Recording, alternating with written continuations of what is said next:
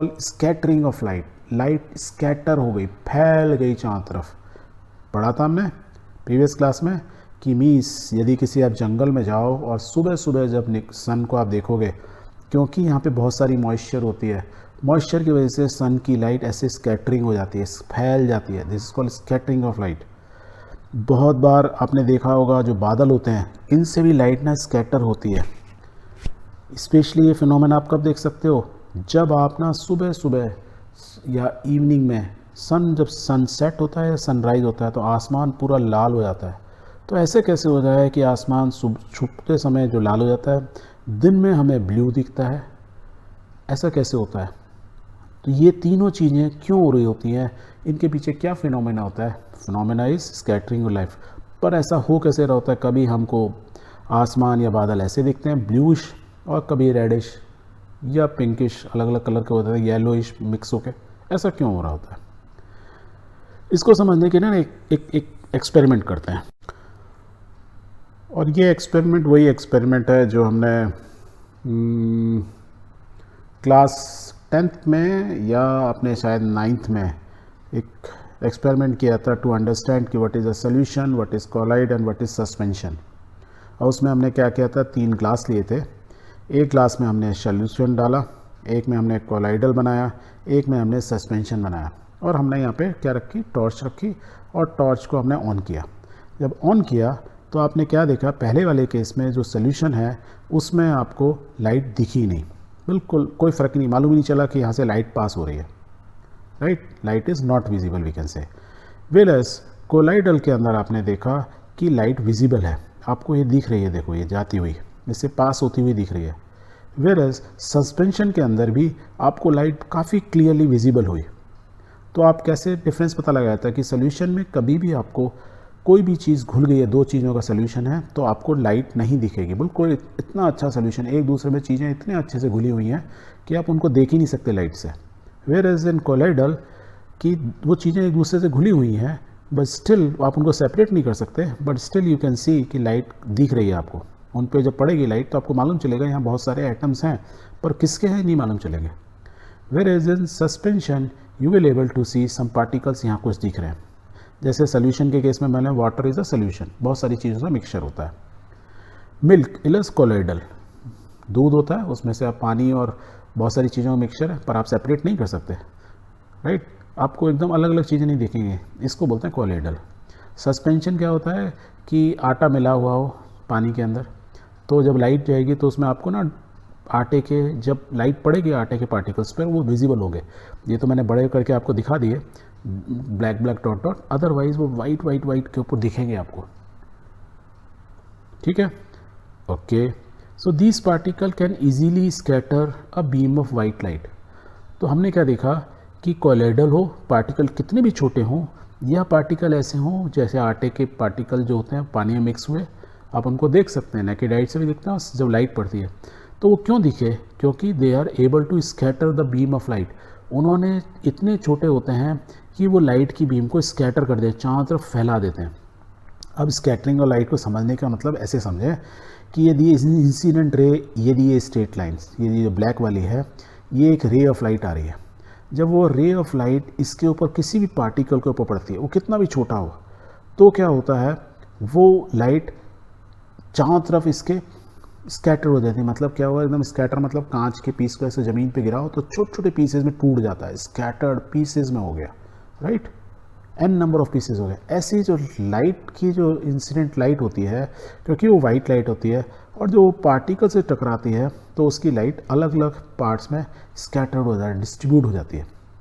और अब जब वो डिस्ट्रीब्यूट होती है देन यू विल फाइंड कि वो जब स्कैटर होती है तो किस फॉर्म में होती है, उसका कलर क्या होता है, is blue colour. Means white light I, particle से टकराई, और पार्टिकल से टकराने के बाद जो लाइट अलग अलग n नंबर ऑफ डायरेक्शन में चली गई, तो वो कौन सी लाइट विजिबल होती है, that is blue colour in light, and that light is called scattered light. तो इसने पार्टिकल ने लाइट को स्कैटर्ड कर दिया, और जो ब्लू कलर निकली उसको बोलते हैं scattered light rays. The scattering of beam of light is called Tyndall effect. और ये जो स्कैटरिंग ऑफ लाइट जो हो रही होती है, जैसे सुबह ये सूरज निकल रहा होता है और हल्की सी भाप होती है पेड़ों के बीच में, तो ये जो स्कैटरिंग ऑफ लाइट हो रही है, क्यों हो रही है? क्योंकि छोटे छोटे छोटे छोटे मॉइस्चर के पार्टिकल्स लाइट को स्कैटर कर देते हैं, और ये जो इम्पैक्ट होता है या जो ये इफेक्ट होता है उसको बोलते हैं टिंडल इफेक्ट। अब ये टिंडल क्यों होता है? क्योंकि जॉन टिंडल साहब थे, एक साइंटिस्ट थे, इन्होंने ये बताया था कि जब लाइट आती है वो पार्टिकल से टकराती है और वो स्कैटर्ड होती है, क्योंकि इन्होंने बताया था, इसीलिए इनके नाम पे इसको बोल दिया टिंडल इफेक्ट। साइंस की यही खासियत है, आप जो इन्वेंट करोगे वो आप ही के नाम पे हो जाएगा। एग्जैक्टली सेम वे में यदि आप तारा कोई ढूंढ दे तो नया तारा, तो आपके नाम पर उस तारे का नाम रख दिया जाएगा। This is a universal rule और लॉ। अब इसी को समझने के स्कैटरिंग लाइट की वजह से ही हमारा आसमान हमको नीला क्यों दिखता है। So why is the colour of sky और the clear sky is blue in colour? Why is the colour of the clear sky is blue? नीला आसमान हमारा क्यों होता है? वो इसलिए होता है कि जब सनलाइट आती है तो रे ऑफ लाइट आती हैं और हमारे एटमॉस्फेयर में जब पहुंचती हैं उनकी स्कैटरिंग होती है। स्कैटरिंग कैसे होती है? ज्वालामुखी पड़ते रहते हैं, हम आग जलाते रहते हैं, कार चलती रहती हैं, उनका एग्जॉस्ट धुआं धक्कड़ निकलता रहता है, फैक्ट्री से 50 धुआं धक्कड़ निकल रहा होता है, पेड़ पौधों से मॉइस्चर निकल रहा होता है। मीन्स एक्चुअली हमारे atmosphere it is not free from anything, it is full of so many particles and they are so minute particles. Moisture से लेकर हर चीज़ है इसमें। तो means an number of particles पे आके लाइट क्या होती है, उनसे टकराती है और चारों तरफ स्कैटर्ड हो जाती है, बिखर जाती है। स्कैटरिंग मीन्स बिखरना। एंड एज अ रिजल्ट जब स्कैटर होती है लाइट, तो हमने क्या ऑब्जर्व किया था कि जब इंसिडेंट रे पार्टिकल पड़ती है तो जो स्कैटर्ड रेज होती हैं वो किस कलर की होती हैं? ब्लू कलर की होती हैं। अब ये ब्लू कलर की क्यों होती हैं? हमने तो ये पढ़ा था कि जो सन की जो लाइट होती है वो full of is called white light, या दूसरी तरीके से बोला है कि उसमें से प्रिज्म से जब पास होती है तो उसमें 7 कलर के कलर निकलते हैं।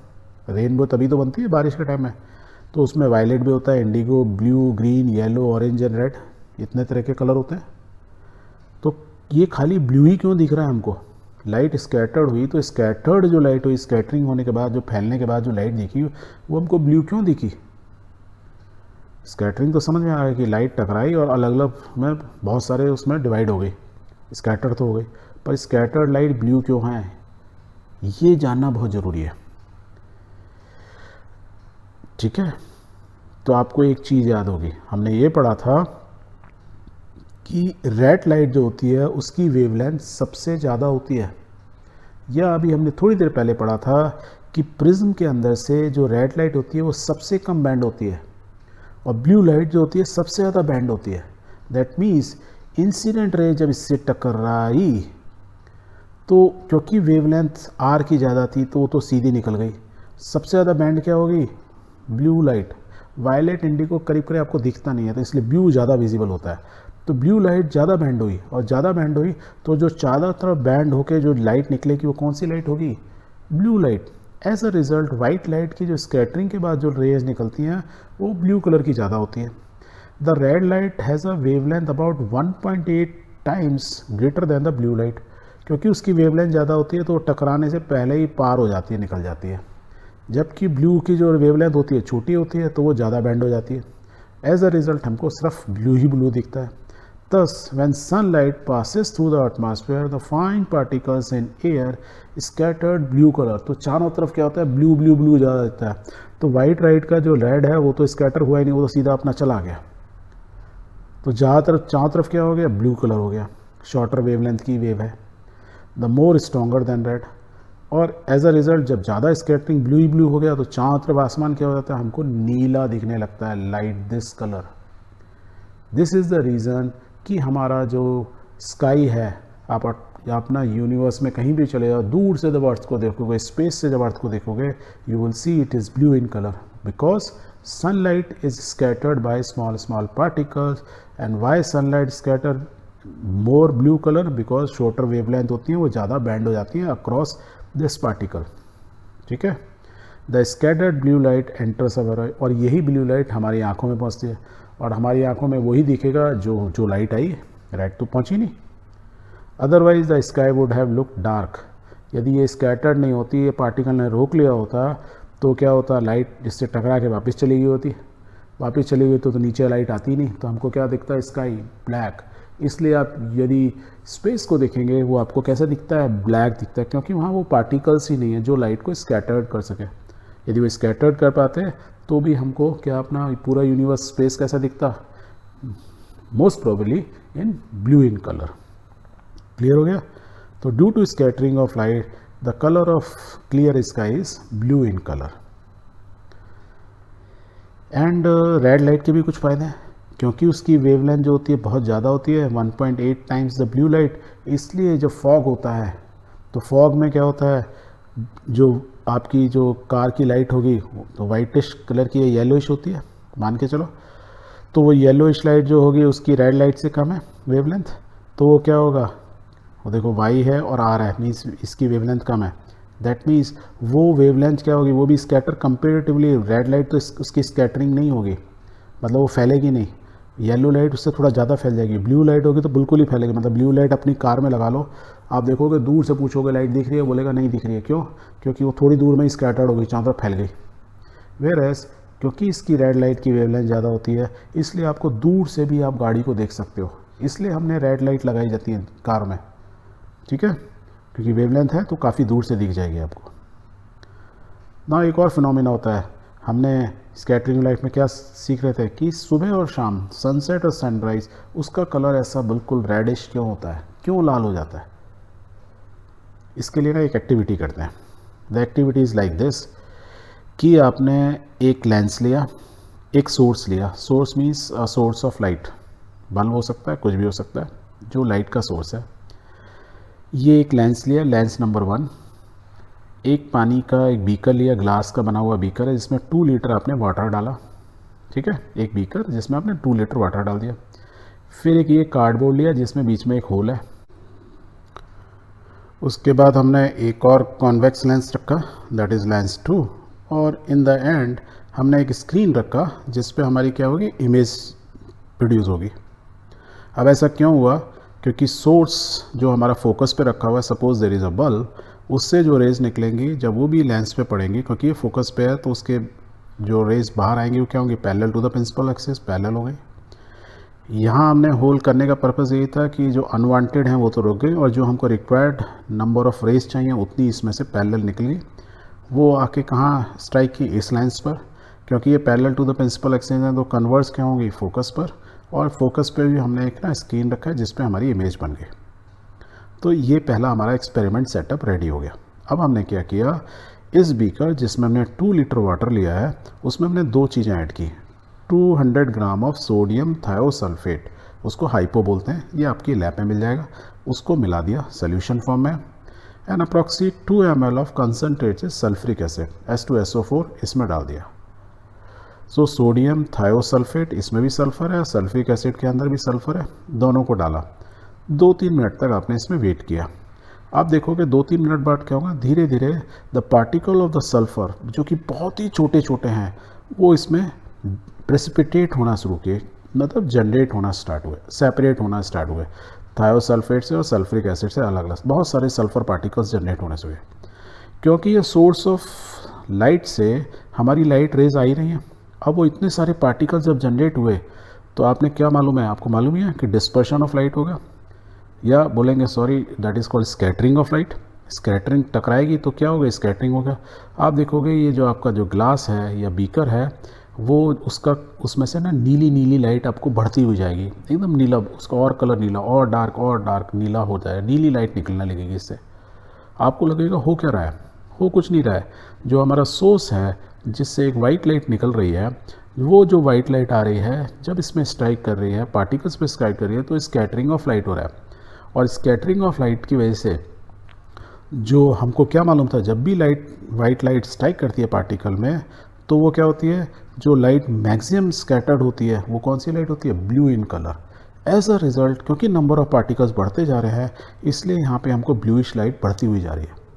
तो जो लाइट स्कैटर्ड नहीं हुई कौन सी होती है, बड़ी वेवलेंथ। बड़ी वेवलेंथ कौन सी होती हैं, VIBGYOR means near to yellowish, orange, red.